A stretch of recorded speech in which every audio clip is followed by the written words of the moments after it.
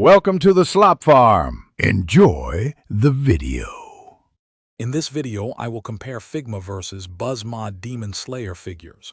We'll dive deep into what makes each line unique, focusing on key aspects like their sculpt, paint application, and overall articulation. By the end, you'll have a clear understanding of their distinct features, helping you decide which figure best suits your collecting preferences and display needs. Let's get started and explore these fantastic collectibles. When it comes to sculpt and paint, both lines offer impressive quality, but with different approaches.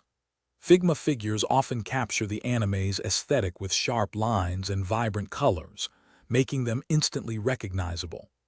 Buzzmod, on the other hand, frequently employs more realistic sculpting and intricate paintwork, including subtle shading and fabric textures, to bring their characters to life with a high degree of fidelity. Articulation is a strong suit for both, allowing for dynamic posing. Figma figures are celebrated for their robust joints and wide range of motion, often featuring over 20 points of articulation. They usually come with 3 to 5 interchangeable faceplates and numerous hands. Buzzmod figures also boast excellent poseability, frequently incorporating real fabric clothing that enhances movement and includes a similar number of accessories, sometimes even more elaborate effect parts. Ultimately, the better figure depends on your personal preference and budget.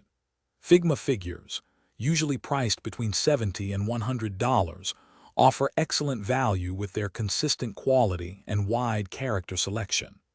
Buzzmod figures, often costing $150 to $200, provide a premium experience with their fabric clothing and detailed sculpts. Both are fantastic, so choose based on whether you prefer a more stylized or realistic representation of your favorite Demon Slayer characters.